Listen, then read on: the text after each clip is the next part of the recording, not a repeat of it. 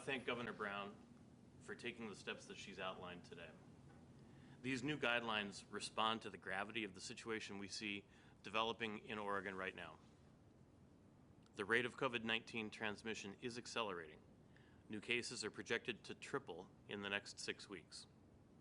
That means more people will get sick, many will become seriously ill, and our health care system is at risk of becoming overwhelmed. Indoor group social gatherings are fueling much of the spread. Since Oregon began reopening, we've seen new clusters and outbreaks of COVID-19 when people get together inside, especially in small social gatherings with family and friends. We've seen outbreaks spurred by graduations, birthday parties, weddings, bachelor parties, fraternity parties, exercise classes, holiday celebrations around Memorial Day, Mother's Day, Father's Day, Easter, and we're now watching to see what may come from the 4th of July.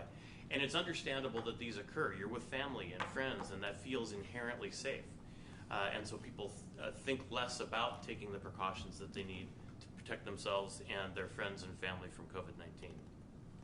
We can still drive down infection rates and suppress COVID-19 in Oregon. Oregonians flatten the curve by staying home. Yet we know that's not a sustainable long-term strategy. Here's what we do know.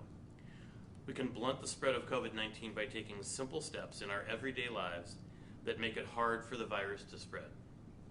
Don't gather indoors. Today we're announcing limits on indoor social gatherings of more than 10 people. I want to urge all Oregonians to follow the governor's directive. Wear masks and other facial coverings.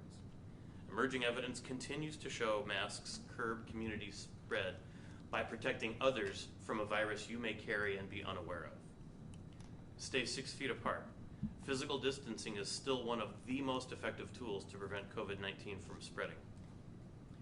If you begin to feel sick, stay home and away from other people.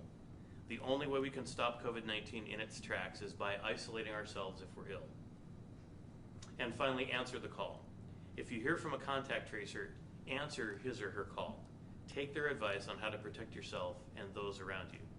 As I've been saying repeatedly over the last couple of months, reopening the state doesn't mean going back to the way things were before. It means doing more things than we could during shutdown, but having to do them differently. And these 5 things are what that means. We all want life to return to normal. We all want to spend time with family and friends. But we cannot let COVID-19 get out of control in Oregon and overwhelm our healthcare system in the way we've seen it happen in other states. We have the power to stop COVID-19 in its tracks. It comes down to each of us. Thank you for taking steps in your own lives to suppress COVID-19 in your community and protect yourself and the people you love.